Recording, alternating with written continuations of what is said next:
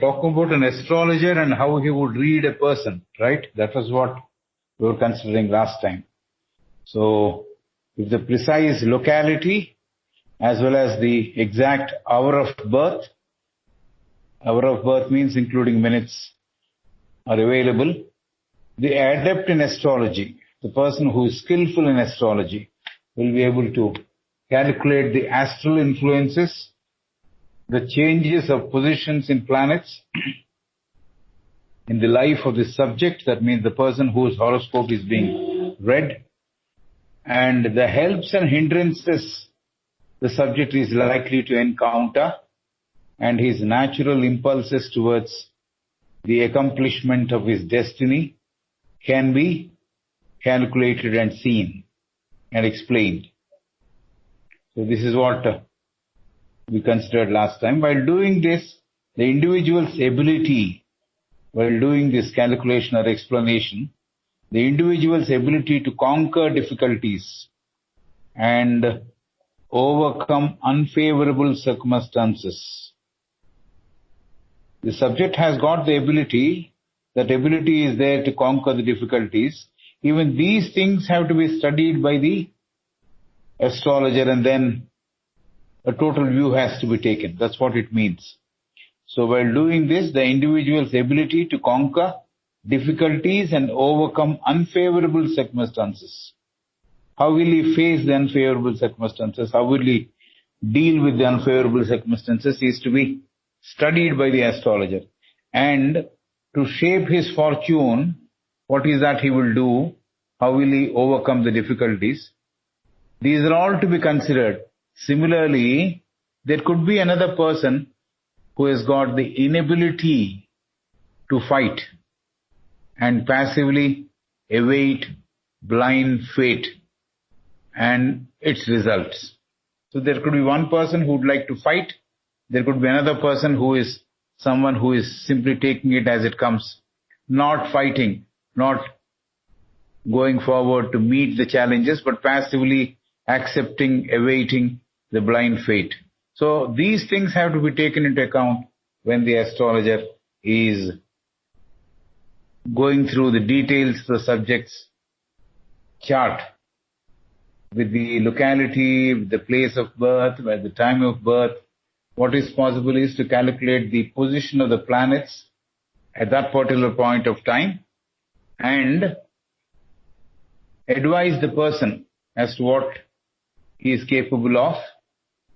And while advising, it is said that the individual's abilities have to be taken into account and the points to be explained. This is what we studied on last Wednesday.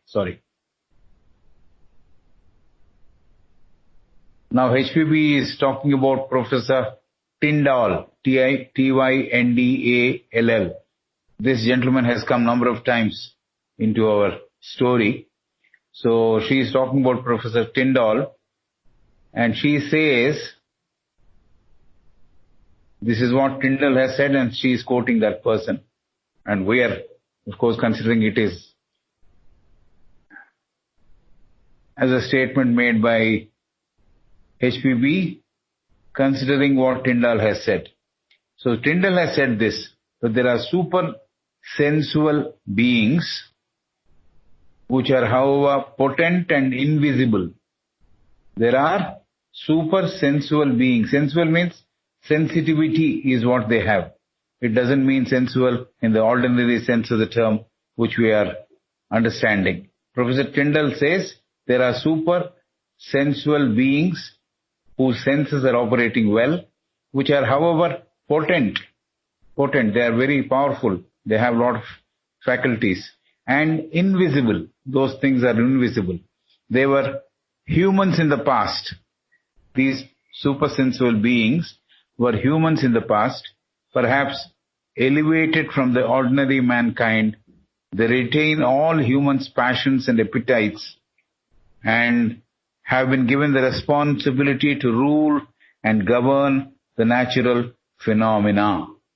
So Tyndall is talking about a person or persons, group of persons, super sensual beings, people who have advanced from the human kingdom, and they are very potent, means they have all the faculties with them, and they are not to be seen with our human eye. They're invisible. So they were once upon a time humans like us in the past, perhaps elevated from the ordinary mankind. From the ordinary mankind, they have become something super sensual, super ordinary. So they have been elevated from the ordinary mankind. They retain all humans' passions and appetites. So all the passions, all the appetites of human being are still there with them, though they are super sensual beings or super human beings. They still have the passions of a human being, the appetites of a human being. So, but yet they have been given the responsibility to rule and govern the natural phenomena. This is what Professor Tyndall had talked about. So we have moved away from astrology and the personal astrology and all that. Now, Madam is taking us to another subject where she is talking about superhuman or super sensual beings who are potent, all right, they are very potent, however potent, and invisible. We can't see them. So they were humans in the past. And Tyndall says they were humans in the past, perhaps elevated from the ordinary mankind. So they have ceased to be ordinary men now. They have evolved. So they have reached a stage where they have become superhumans or super sensual. So superhuman we are not using in the context of devas. They are much below devas. This is super sensual. That's perhaps the reason why she has used or he has used super sensual beings as a description. So they are elevated from the ordinary mankind. They retain all humans' passions and appetites. So if the human passions and appetites are still with them, they can't anyway be called belonging to Deva kingdom. So they are people who are retaining the passions of the human being and appetites of a human being. So they have been given the responsibility to rule and govern the natural phenomena. That's the type of people whom we see. So Professor Tyndall quotes, you know this name, Euripides, Euripides. Euripides. This is the name of the person. Professor Tyndall quotes Euripides and says that in order to earn reverence and worship, humans are tossed into confusion. This is what Euripides has said. He is a Greek person. So he is saying, and Professor Tyndall is quoting him, and he says that in order to earn reverence and worship, humans are tossed into confusion. Tossed means thrown into confusion. Persons who follow Pythagorean doctrines say that Euripides was not orthodox but heterodox, opposite of orthodox. So Euripides was not orthodox person. He had different connotations, different beliefs. So Professor Tyndall is now quoting, having said that there are supersensual beings who take care of the natural phenomena, govern and take the responsibility to rule and govern the natural phenomena. They have been elevated from the human kingdom and they still retain the human passions and appetites. They are considered supersensual. This is what Tyndall had introduced as that particular group. Now Professor Tyndall is quoting Euripides, Euripides, that's the name of the person, the Greek name.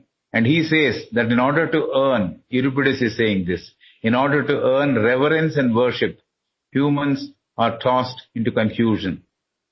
So if they come out of the confusion unscathed, their reverence goes up, the name about what they have, it goes up. That perhaps is the reason why they have been thrown into confusion. Persons who follow Pythagorean doctrines, means doctrines propounded by Pythagoras, they say that Euripides was not orthodox.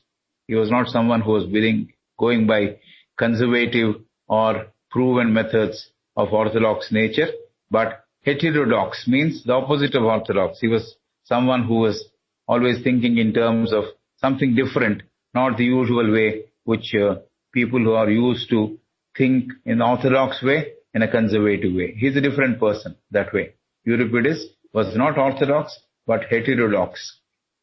So therefore, Professor Tyndall, using his quotation to support his argument, is not worth considering, says HPB.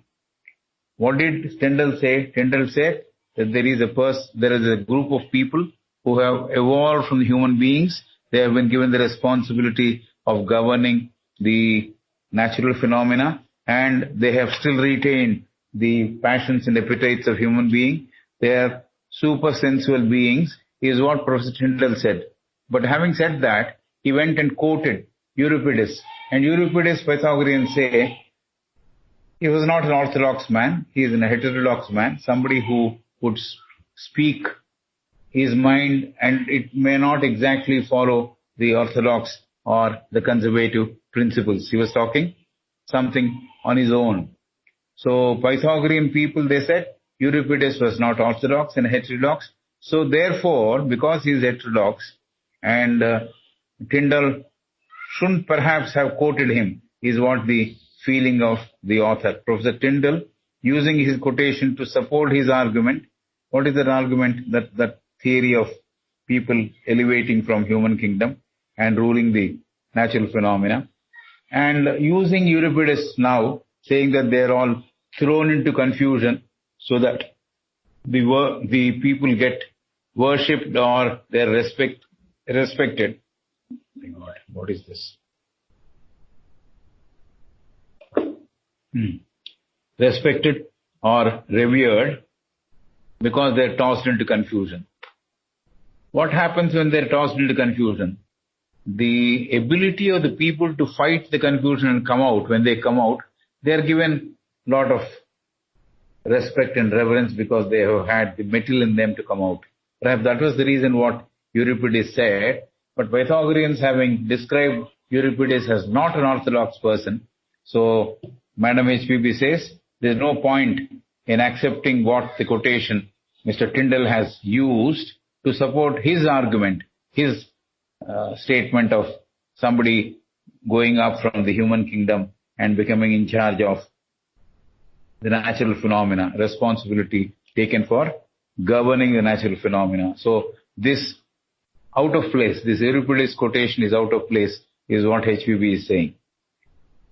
Right. Then we go to the next item which Madam is suggesting, HPB is suggesting, the Kabbalists, the ancient as well as medievals.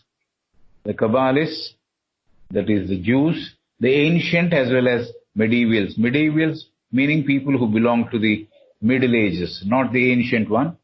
After that, after the time has passed and there are some people who have started accepting certain theories of the ancients. So they are all people who are called medievals of Middle Ages. They agreed on that subject of human spirit as a whole. So both the ancient Kabbalists as well as medieval Kabbalists, or the Middle Age, people belonging to the Middle Age, those Kabbalists, they agreed on that subject of human spirits as a whole. There are minor differences though. So both of them, the medieval Kabbalists and the ancient Kabbalists, they did agree that the human spirits as a whole are existing. Maybe there are small differences here and there. This is what she is saying. Ancients, Neo-Platonists, that is people who followed Platonic philosophy, much later, they were called Neo-Platonists.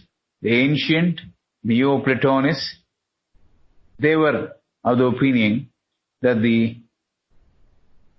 luminous body, which is called Agoides, A-U-G-E-I-D-E-S, Agoides.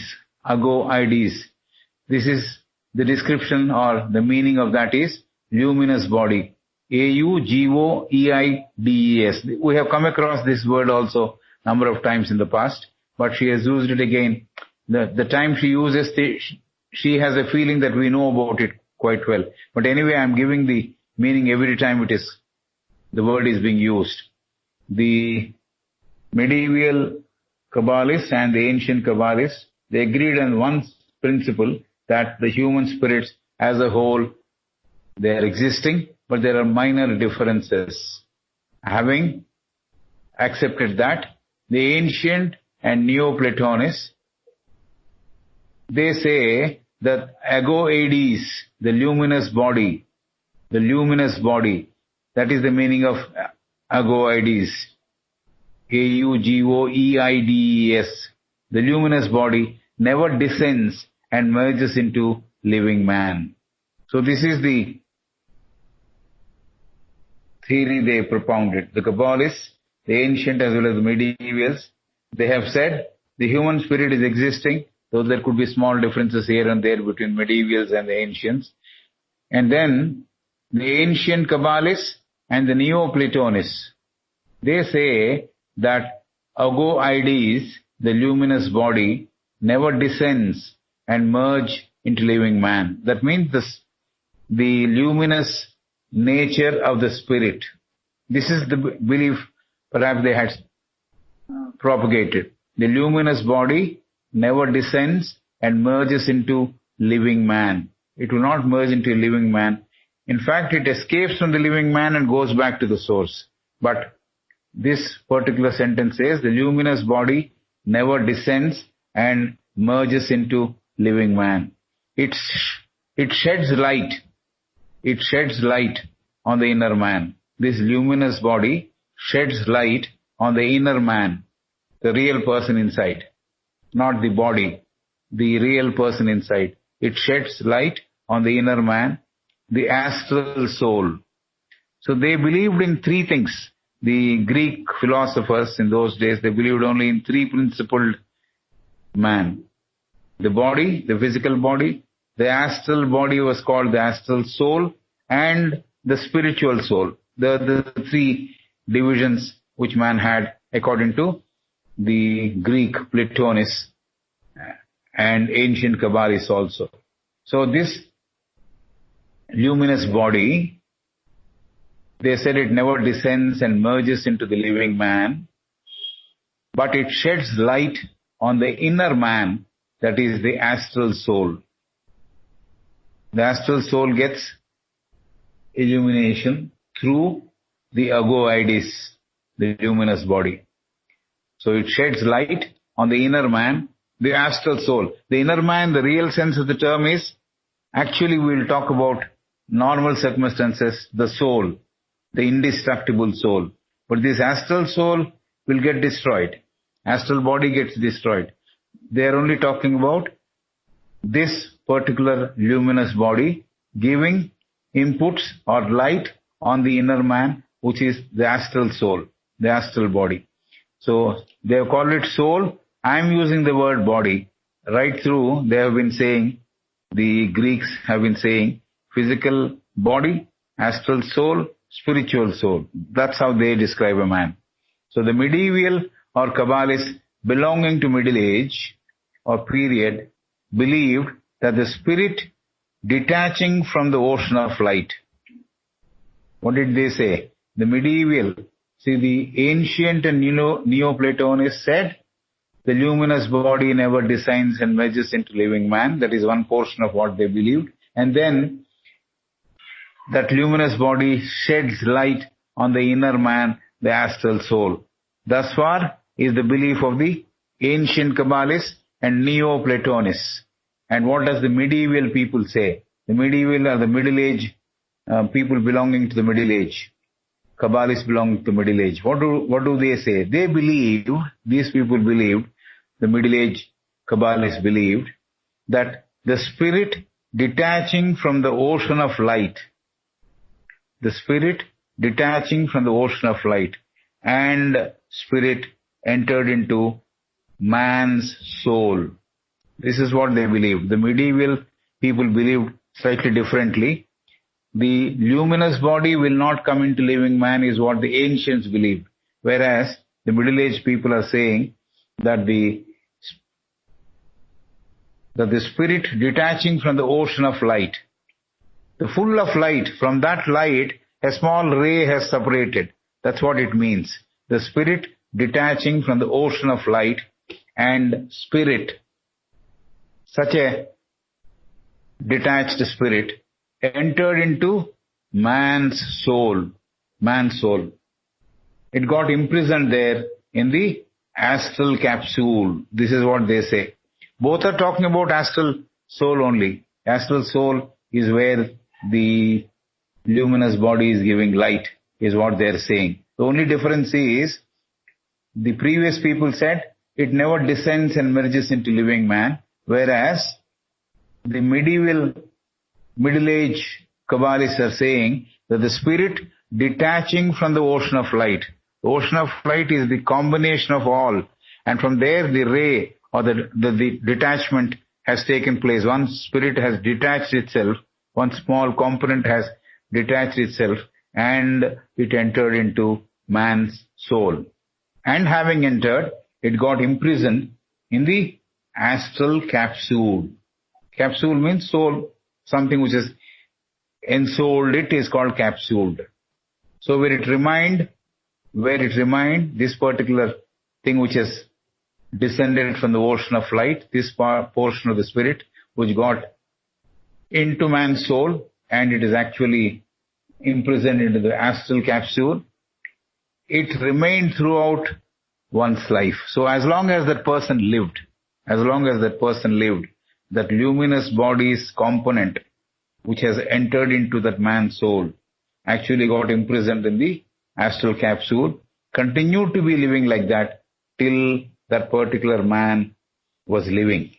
So only when the man dies, the physical body dies, then perhaps the astral body also dies. So till such time he was living, this particular bit of light or ray of light which has come from the ocean of light, it has entered into man's soul and got imprisoned into the astral capsule of a man, and it remained throughout there in a man's life. So this is, we have to understand this. So this is, see, she is giving so many versions of what each one is thinking. So finally, how we go about choosing the right one is a test for us actually. So she is giving how the Tyndall talked about, how Tyndall took the help of some other statement to support his statement. She said, no, that statement is out of place, that quotation is not relevant. So she is giving a lot of particulars. So this information which she is giving about Kabbalists in the next breath. Having talked about Tyndall, she talked about Kabbalists next. The ancient Kabbalists believed in one thing, the medieval Kabbalists believed slightly differently. The ancients believed, or Neoplatonists believed, that ago-eides, A-E-G-O-E-I-D-E-S, ago-eides, the luminous body, never descends and merges into living man. That's their belief, the ancients' belief. It sheds light on the inner man though. So it does shine and does activate the inner man. That inner man is no one else than the astral soul. So this is what they believed. And the medieval Kabbalists, naturally belonging to the middle-aged period, they believed that the spirit detaching from the ocean of light, and then this particular spirit detaches itself and comes and joins or enters into man's soul. And having entered the man's soul, it got imprisoned in the astral capsule. So this is what has happened according to the medieval Kabbalists. And this particular ray, which has been part and parcel of man's soul and got imprisoned as an astral capsule, it stayed with him that way till the end of his life. This is one portion of it. And then the Kabbalists who were Christians, Jews were mostly Christians, but the Christian Kabbalists believed in the theory of the fall of man. The Christian Kabbalists believed in the theory of the fall of man. Where is this theory come from? That Adam and Eve story. So this is what the Christian Kabbalists believed. the Christian Kabbalists believed in the theory of the fall of man, though it is not relevant to the later Kabbalists. So later people did not take it kindly to that, but the earlier Kabbalists of the Christian era Kabbalists believed in the theory of the fall of man. So man sinned and he fell down. That's how they described it. So this is not relevant when we are talking about the later Kabbalists, means people who graduated from because of time passing. And those people did not believe that the fall of man was the reason for this. So the Christian Kabbalists believed in the fall of man, and the later Kabbalists did not believe in that. But the Christian Kabbalists believed that the soul, due to the fall of man, got contaminated. This is the reason why they say there is a sin there. So the Christian Kabbalists believed that the soul, due to the fall of man, got contaminated due to coming into contact with matter, or because it yielded to Satan. Satan is the opposite divine influence, satanic influence we call it, Satan.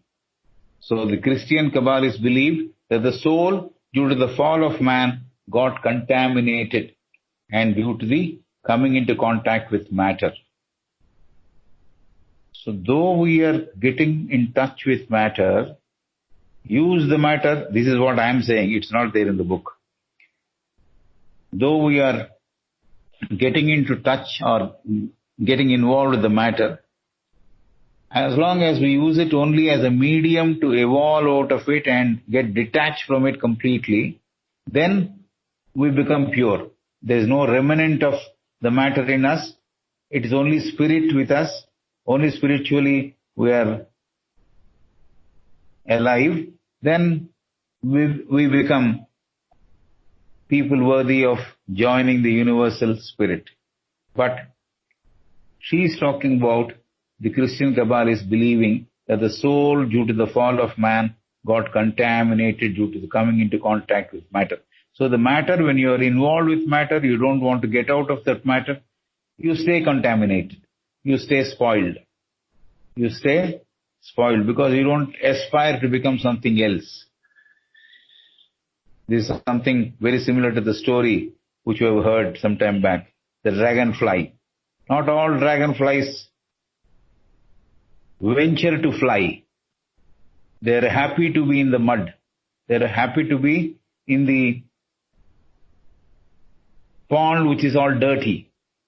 They are happy to be there. But few daring ones, they leave that mud, they cleanse themselves and keep flying. So this is exactly what we can understand by this example. The Christian Kabbalists believed that the soul, due to the fall of man, got contaminated due to coming into contact with matter, or because it yielded to Satan.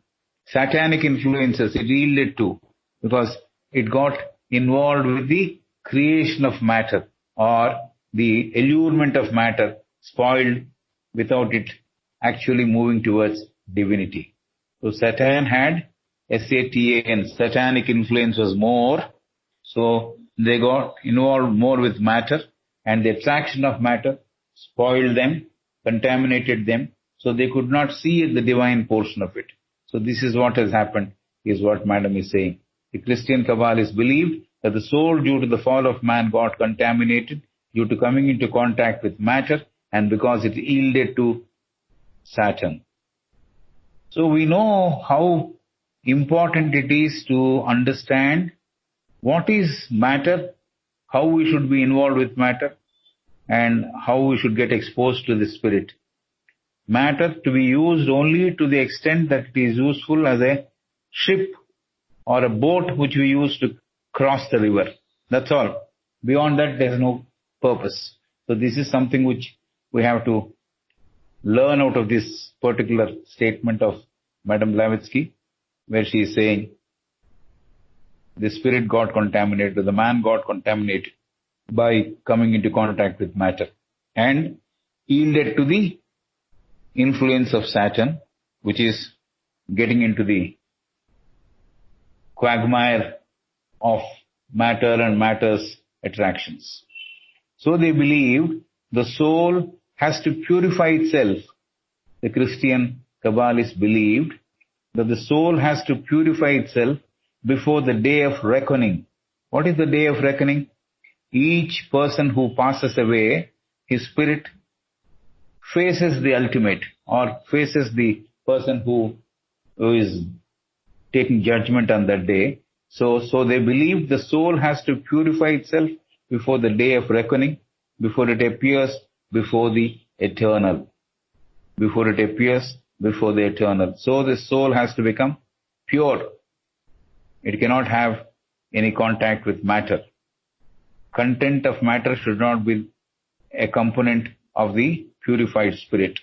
So the Christian Kabbalists believed that the soul has to purify itself completely before the day of reckoning, before it appears before the eternal. So the eternal looks at them. At that point of time, they should be completely pure.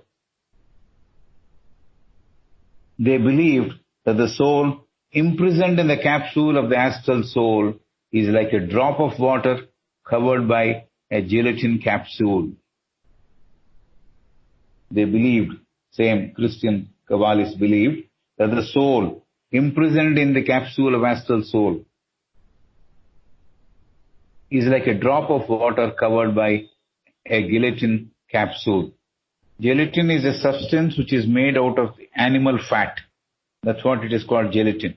So normally there are some people who don't take capsules because it is made of, the capsule cover is made of the fat related to the animals. Okay, that's a by the side information, not very important. But the Christian Kabbalists believe that the spirit which got detached from the ocean of light, imprisoned in the capsule of astral soul, is like a drop of water covered by a gelatin capsule. When the gelatin gets dissolved, because it's a substance which is very thin, all right, but it holds the essence of it. So when the gelatin gets dissolved, not involved. When the gelatin gets dissolved, the drop of water held in the capsule merges with the ocean. So the first drop of water we have to imagine is covered by a capsule. It is made of gelatin. Gelatin, that's the spelling. Most of you know it, but I'm just saying in case people mistake it for gelatining. This is gelatin, gelatin capsule. This gelatin capsule gets dissolved and the drop of water held in the capsule merges with the ocean. So the individual existence ceases from that moment. So when the astral soul dies, that means the astral soul dies. So what remains next?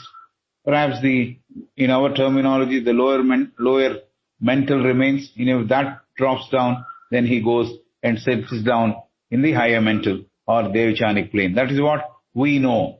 So let us see what the Christian Kabbalists are saying. So gelatin capsule where the drop of water got imprisoned, which is the soul imprisoned in the capsule of astral soul. When the gelatin is dissolved, the drop of water held in the capsule merges with the ocean. That means the gelatin is no longer there holding the water. So the drop of water joins or merges with the ocean. So the individual existence ceases from that moment. So that's where the individual life comes to an end, is what the Christian Kabbalists were talking about. The capsule getting destroyed, the spirit returns to its source or origin. This is what it means. The capsule having got destroyed, the spirit returns to its source or origin. The individuality ceases and is no longer applicable. The individuality, because it is no longer held by the capsule, is a separate entity, the gelatin having got dissolved, and the content of the capsule having got merged with the rest of the ocean, so the individuality ceases to exist and is gone completely, and no longer the individuality is relevant, is what the Christian Kabbalists believed. Then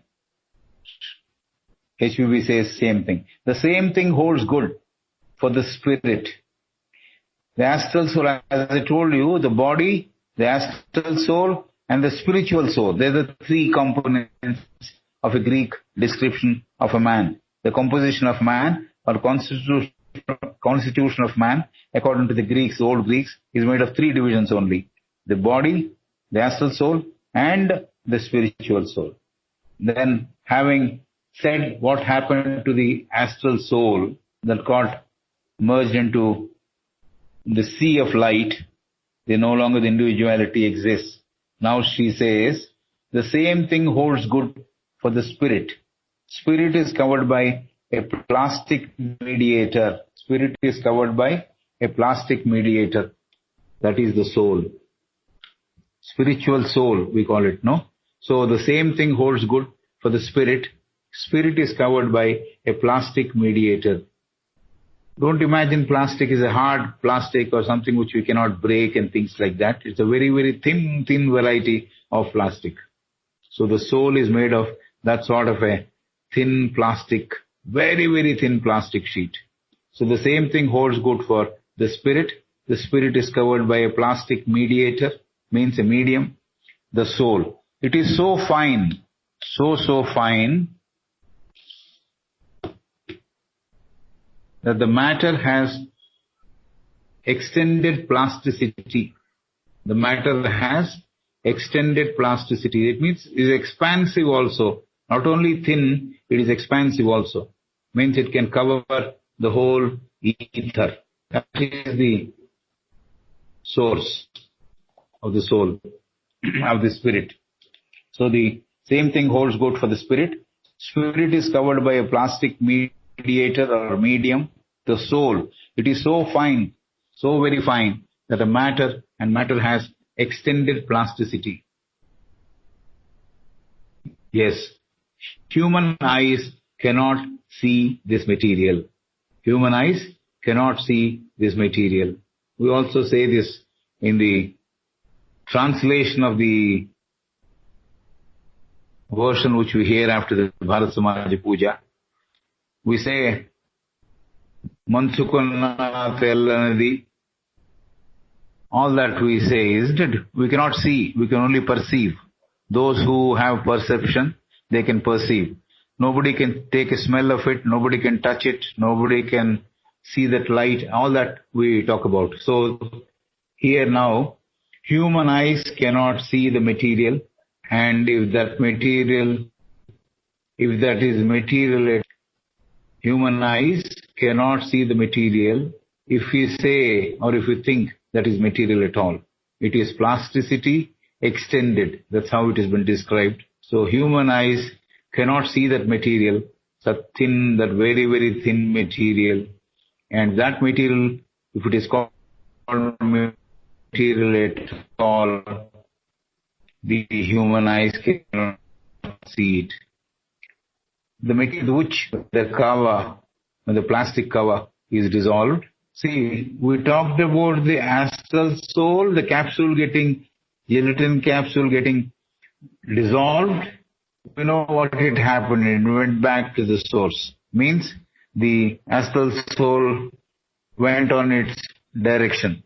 Now she is talking about the spiritual soul. Human eyes cannot see this material, which is extended plasticity. And if that material at all, if we call that a material at all, with which soul is made of, when that plastic cover is dissolved, the spirit goes back to the original source or place of stay. Place of stay means from where it came, the abode which he used or the soul used, where it was before it became individualized, it goes back to the same source. This is what it means. So the human eyes cannot see the material. And if it is material at all, if you call it material at all, with which soul is made of. So we can't see that is what it was wanted to say. When the the plastic cover is dissolved, the spirit goes back to the original source or place of stay. So individuality of the soul also is gone. Astral soul is gone. Astral soul is, in other words, astral body. Astral body drops, and so there is nothing remaining there. The matter is gone. It is thinner than the physical, but it is astral. So that astral body has lost its existence. So that is one stage. The next stage, because they only considered three divisions of man, the spiritual content of man, the soul content of man also escapes when the plastic cover is dissolved and the spirit goes back to the original source or the place of stay. What is the original source? The universal spirit. So that's where it would go back and stay. That's what the Christian Kabbalists talked about. Individuality of the soul by this method is gone. The astral soul also disappeared. Now the individual soul, because the plasticity, extended plasticity is dissolved, it is no longer there, and it went back to, or it is traveling back to the original source, the universal spirit. That is the place of stay or the place of permanent residence for that soul. Individuality of the soul, this way is gone.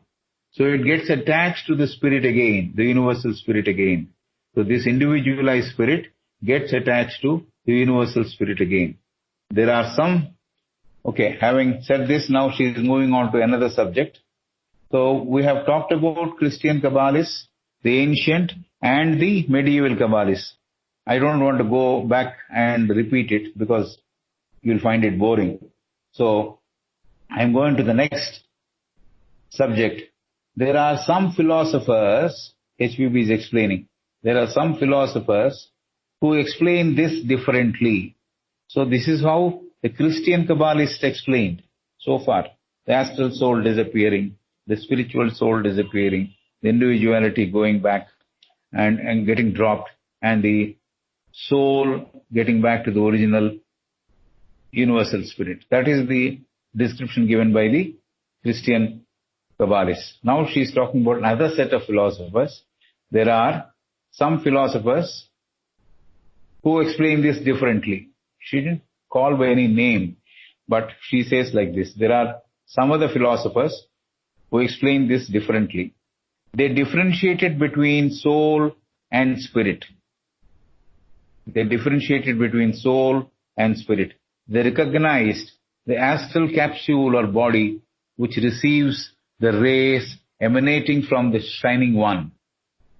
So the same thing, the Greek philosophers, they believed in the physical body, the astral soul, and the spiritual soul. So the same thing has been carried forward, but slightly differently, I guess. That's what Madam is saying. There are some philosophers who explain this differently.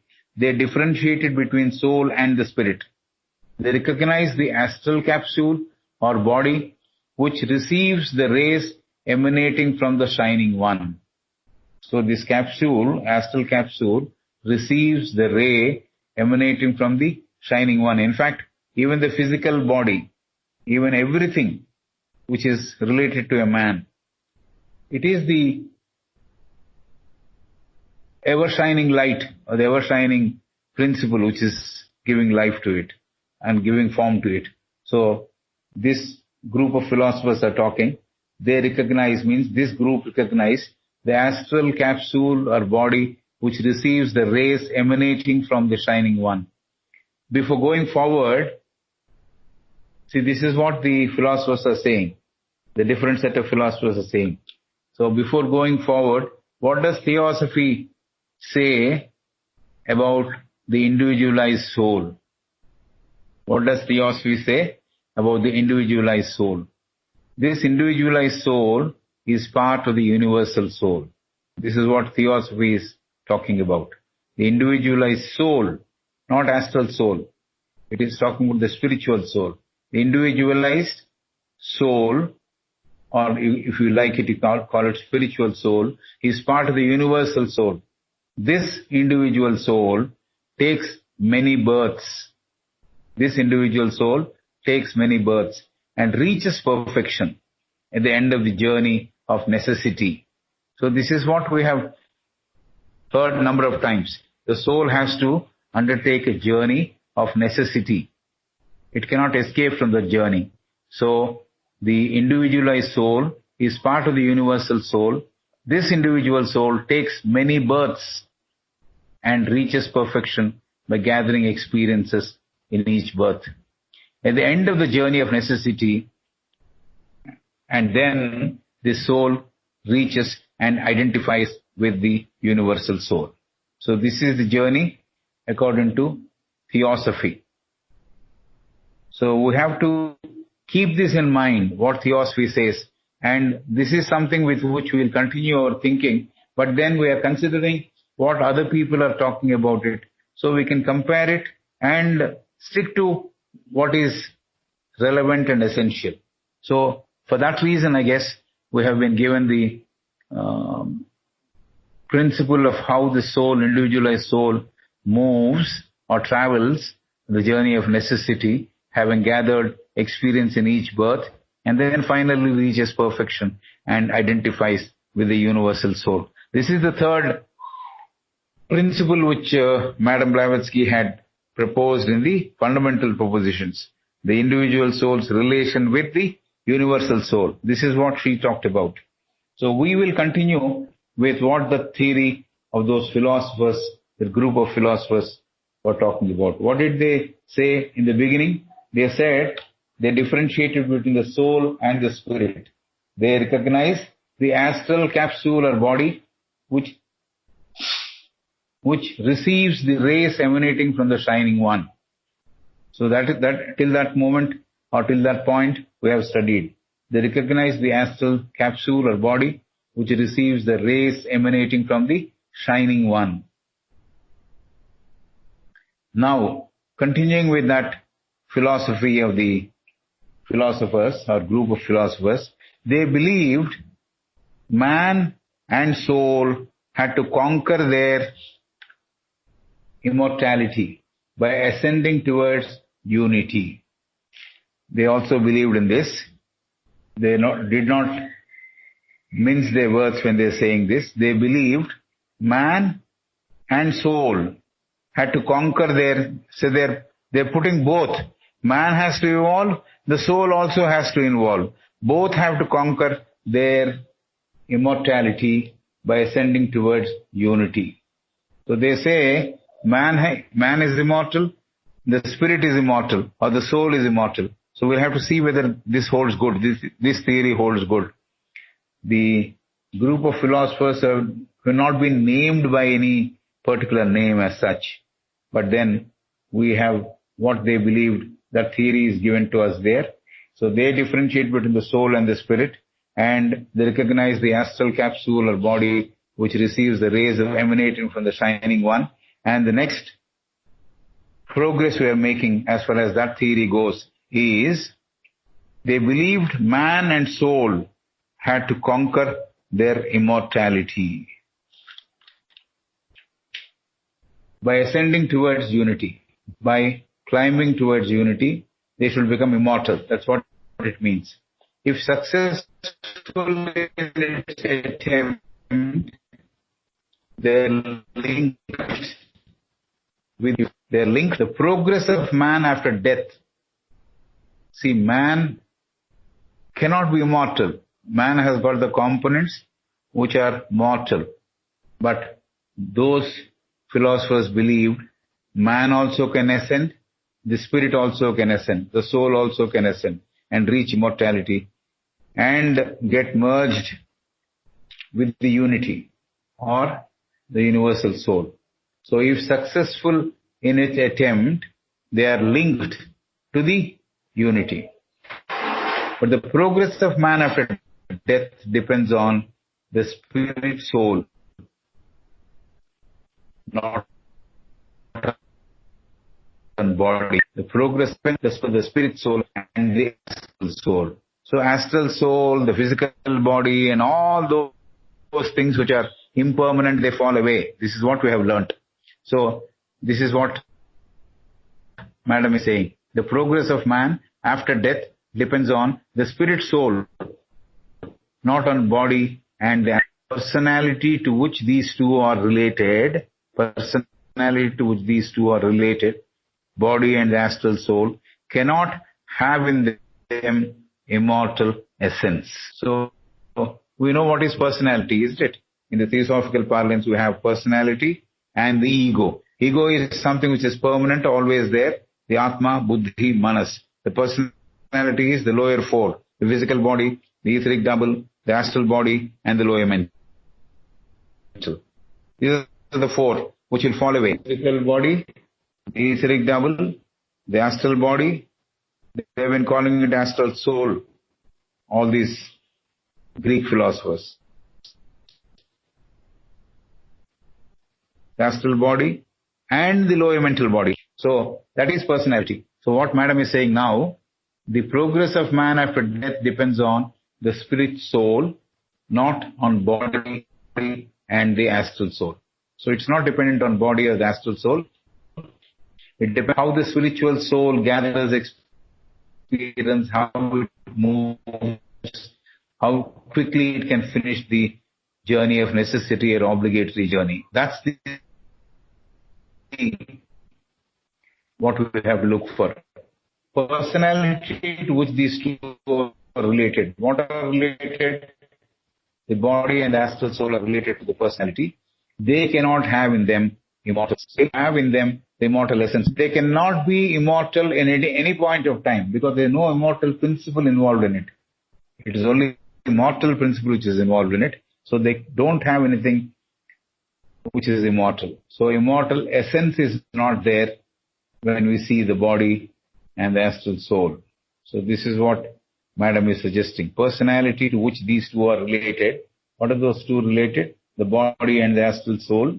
They do not have in them the immortal essence. Essence is some essence, the sara or the substance which is immortal. It is not there in them. Whereas the spirit soul, soul is immortal and eternal. Whereas the spirit soul is immortal and eternal per se. Per se means you have to take it that way. That is how it means, almost very sure. The spirit soul is immortal and eternal per se. In case of criminals, listen to this very carefully. The astral soul and the body cannot have the immortal essence is well taken. We have understood that. Whereas the spirit soul or spiritual soul is immortal and eternal per se. This is also understood. The personality is something which goes. The immortal essence is something which continues. It is eternal. We have understood this. She is talking about something else. In case of criminals who are beyond redemption, means incorrigible fellows. We can't see that they can become better individuals. So she says, in case of criminals who are beyond redemption, when the silver shining thread or cord which is linked with the spirit, so there is a link which is formed with the spirit, and there is a silver cord which is connecting the person and the soul. So when the shining silver thread or cord which is linked with the spirit soul,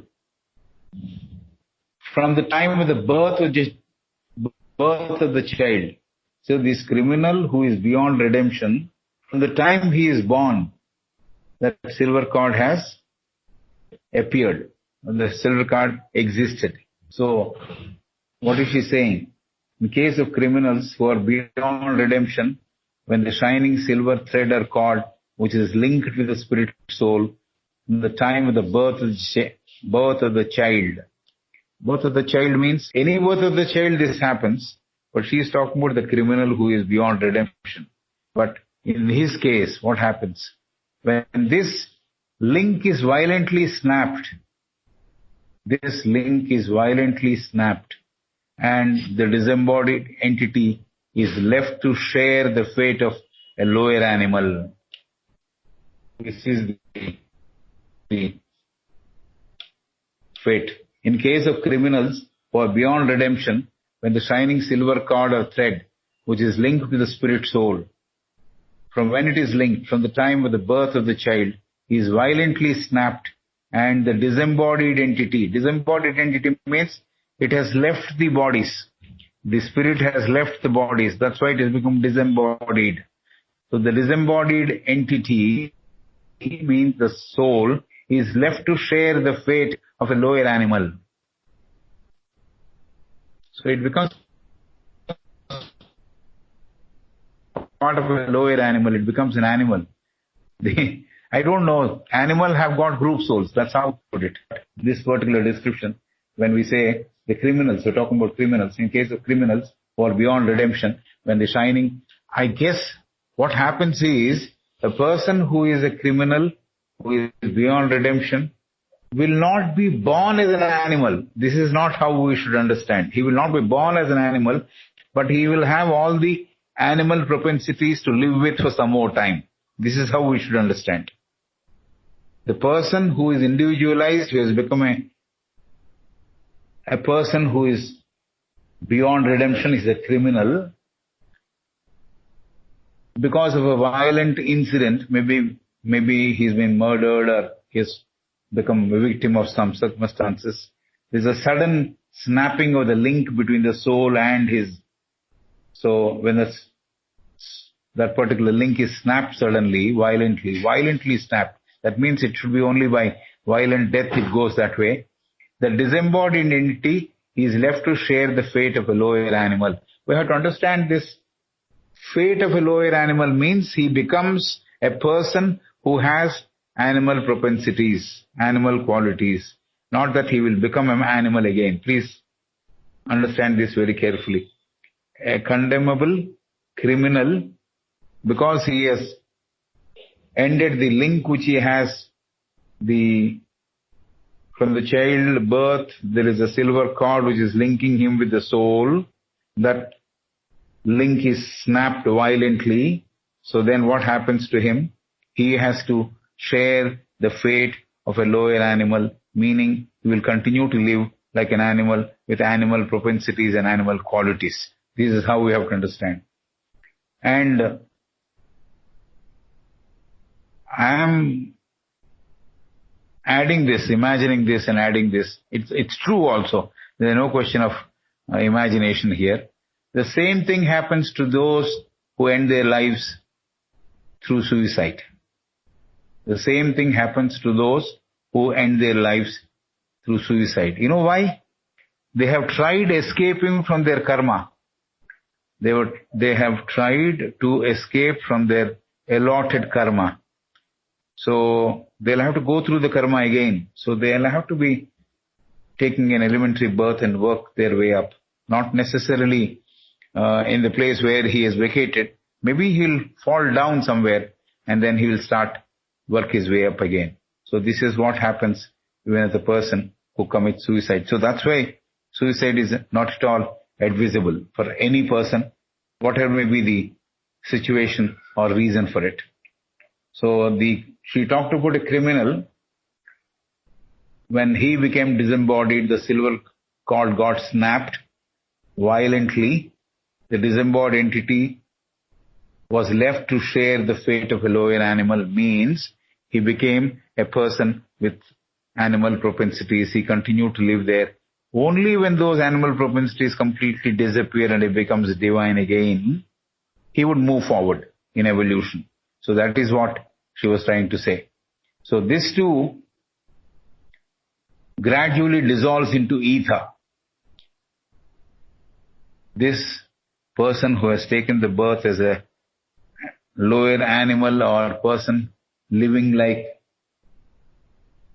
a person with animal propensities, he also grows over a period of time and gradually dissolves into ether, and the individuality gets annihilated. So this too gradually dissolves into ether. So this spirit also gets dissolved into ether. When? It takes a lot of time. lot of time because he has to work his way from down below, from the animal man to has to become divine man. So then he moves to the higher spirit. So this too gradually dissolves into ether and the individuality gets annihilated. Annihilated means actually individuality disappears and he goes and joins the rest of the universal spirit. At this stage, the unit of spirit means the spirit which got separated. That's what it means. At this stage, the unit of spirit remains as a conscious being. At this stage, the unit of spirit remains as a conscious being. And the spirit becomes a planetary spirit. This separated unit of spirit, it remains as a conscious being, but then it has become a planetary spirit. This is what the book is saying. The spirit becomes a planetary spirit. This is what those philosophers believed. So how planetary spirits come into being, they're saying this is how it becomes a planetary spirit. So the person who has a violently snapped death, the disembodied entity, becomes a lower animalized man and then over a period of time works his way up and then gradually dissolves into ether. Individuality gets annihilated, means it gets dissolved. And at this stage, the unit of spirit which got separated from the universal spirit remains as a conscious being. This is what we have understood even in that morning class, thought power. So when this particular unit of consciousness goes back to the source, it is still aware. It has not lost its identity. This is what Madam Annie Besant said. The particular spirit which got separated and it has gone back to the same source. It is in the whole, all right, but like the drop which is in the ocean, the drop still knows it is a drop, but it's part of the ocean also. That feeling also is there. Though it is part of the ocean, that particular drop is able to think, yes, my identity is okay. I know it. So this is what it is given here also. The unit of spirit, the separated unit of spirit, remains as a conscious being. And then this spirit becomes a planetary spirit. This is what those group of philosophers believed. So this is the story which she's talking about. So the violent death, it will push us back into maybe a stage where we have to, especially when that person was a person who had a criminal record, a criminal. So he has to start all over again to work off his particular propensities. So this is the story of those philosophers who talked about spirit and soul and the movement, the astral soul encapsulating and all the rest of it. So we now move to, we have to understand clearly that man's bodies related to the personality cannot attain immortality. She has already stated once, again, second time it is being repeated. We have to understand clearly that man's bodies related to the personality cannot attain immortality. Terrestrial experience, this is another interesting point. Terrestrial experience, the essence is retained by the spirit in Devchan. Right? This happens to everybody. Whoever has lived on earth, his experience, the essence of the experience is retained by the spirit in Devchan. This is they say it's a fact. It is corroborated in theosophy also. So the terrestrial experience, the essence is retained by the spirit in Devchan. But terrestrial identity will not be retained. See, this is quite natural, isn't it? Mr. Smith dies. Mr. Smith's experiences may be there with his fifth principle, the higher mental. So he may carry the essence of his life. The essence of his life he may be there, he may be having there. But the identity that he is Mr. Smith may not be there. So this is a very good point to be noted. So the man's bodies related to the personality cannot attain immortality is one. And terrestrial experiences, the essence is retained by the spirit in Devchan, but terrestrial identity will not be retained. Experience will be retained. Experience of the soul. Soul has no name, right? The Devchanic spirit, the higher mind, it has no name. In fact, the name is gone from the day the physical body is down. Because in the mantras which people chant, they no longer call him by name, they call him by name Pretatma.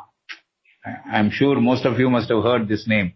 In the mantras, when they chant, they say Pretatma. They don't even refer to the name's name, so and so and so, and belonging to the so and so, etc., etc. The Pretatma. That means one which has become a Preta. So, terrestrial identity is not there, will not be retained, but the experience is retained by the spirit. Spirit will not retain Mr. Smith's name, but experiences are retained. This is a point which we need to remember. We have studied this all right, but then another occasion for us to remember, and remember for good. The experience of the person, the essence of the person's terrestrial life may be there, but the name of the person or identity of the person saying he belonged to so and so and so, he was the husband of so and so and so, or he is the son of so and so, that may not be there. That identity will not be there. So it is when there is a sudden snapping of the silver cord. This is another extension of the particular theory which we just read now. The experience is retained, identity is not retained. The extension of that is what we're going to see now. When there is a sudden snapping of the silver cord, that terrestrial experience also will not get destroyed. Will get destroyed. When the sudden snapping of the silver cord takes place, normally terrestrial experience is gathered, isn't it? Gathered and retained by the higher mind. That's what happens in the normal course. But she is saying something very different, which we have to take note of. When there is a sudden snapping of the silver cord, the terrestrial experience also will get destroyed. Not only the identity, even the spirit having the gathered experiences, that experiences also will get destroyed. So when spirit is getting delinked with an unworthy vehicle, this is what happens. What was the unworthy vehicle? That person who was a criminal was an unworthy vehicle. Right? So when that unworthy vehicle got separated, when that suddenly happened, that snap took place, or the snapping took place suddenly, violently. So what happens at that point of time? Whatever experiences he has gathered, it could be mostly criminal, isn't it? Why should he retain that? I am saying this. The book is not saying that. The criminal experiences or terrestrial experience of that criminal, when the silver cord got snapped suddenly, that experience also gets destroyed. So when the spirit is getting delinked with an unworthy vehicle, so unworthy vehicle is getting delinked with the spirit. Spirit was somehow managing to live with that particular person. The spiritual soul was somehow managing to live with that person. When that sudden snapping took place, when the physical body fell away, the spirit escaped. The spirit is not taking the experiences of that particular person who led a criminal life. It's good in a way that that experience is not stored. So this is something which you would kindly follow. This is what happens when the delinking takes place with an unworthy vehicle. So we have covered quite a bit, and then we have some more. Oh yes, 5 or 6 pages left still. So can we stop now, because it's 3:10, I guess. People would like to talk or clarify if there is anything to be clarified. I'll stop here. Yes, sir. Thank you, sir. Now we'll proceed for discussions. Hello? Am I audible? Yes. Yes, sir. Sir, please proceed with the discussions. I'm just outside. I cannot speak now. Please carry on. Shobha aunty? Shobha aunty is not there. It's in. Yes. Samrajam aunty, if any clarifications are needed, we shall proceed, aunty. Krishnamurti garu? చెప్పరా Yes, Mamata. aunty. Emana doubts? Yes, aunty. Emana doubts unte we'll proceed with the doubts. Yes. ఏమి లేము వర్షం వస్తుంటే నువ్వు టక్కన బయటకు వెళ్ళాను Okay. Good. Yes, Good. Krishnamurti garu? Save the clothes. ఇక్కడ మనకు ఈ మన దీంట్లో అద్వైతలో కానివ్వండి, సనాతన ధర్మంలో కాజల్ బాడీ అనే ఒక కారణ శరీరం అంటారు. కాజల్ మనకు బాడీ కూడా ఉంది. అంటారు. థియాసఫీలో కూడా ఉంది. థియాసఫీలో కూడా కాజల్ బాడీ ఉంది. అయితే ఆ కాజల్ బాడీ దీంట్లో కారణ శరీరంలో వాసనలు ఉంటాయి అని చెప్తారు. స్పిరిట్ ప్లస్ వాసనలు. ఏమండి? స్పిరిట్ ప్లస్ వాసనలు. ఎక్స్పీరియన్స్ కూడా అక్కడే స్టోర్ అవుతుంది. According to theosophy, experience that particular life also get stored there. అయితే అది మొత్తం డిస్ట్రాయ్ అయితే గానీ ఆ స్పిరిట్ వెళ్ళి యాక్చువల్ గా దీంట్లో యూనివర్సల్ సోల్ లో కలవదు అని చెప్తారు. Is it same thing in theosophy also? Is it like that? థియాసఫీలో very much the same. Causal body అనేది ఉన్నది. కారణ శరీరమే కాదు, మహాకారణ శరీరం కూడా ఉన్నది. కారణ శరీరం ఏం చేస్తుందంటే ఈ జన్మలో జరిగిన మంచి ఎక్స్పీరియన్సెస్ యొక్క ఎసెన్స్ అంతా కూడా తీసి పెట్టుకుంటుంది. యాస్ట్రల్ బాడీ పడిపోవాలంటే యాస్ట్రల్ బాడీలో ఉండే కోరికలు తాలూకు అవన్నీ పడిపోతే యాస్ట్రల్ బాడీ డెత్ రాదు. కాబట్టి ఆ డెత్ తొందరగా అక్కడ రావాలంటే ఇక్కడ పోవాలి కోరికలు. When we are living on the physical, the కోరికలు are come to an end. Astral బాడీలో తక్కువ టైం ఉంటాం. Is how that astral body falls away quickly for those people who can work out their desires when they are living on the physical life. కాబట్టి physical life లో జరిగిన మంచి experiences అన్ని కూడా faculties, especially మనకి థియాసఫీలో, మన కీర్తి థియాసఫీలో కూడా చదువుకున్నది ఏమిటి? For example poetry or music or anything, painting, essences are retained there in the causal body. Causal బాడీలోకి వెళ్ళిపోతుంది అది. కానీ అవి కూడా పడిపోవాలంటారు. యాక్చువల్ గా అవి కూడా ఒక రకమైన ఈ వాసనలే, సద్వాసనలే, కానీ అవి కూడా పడిపోవాలి అని చెప్తారు.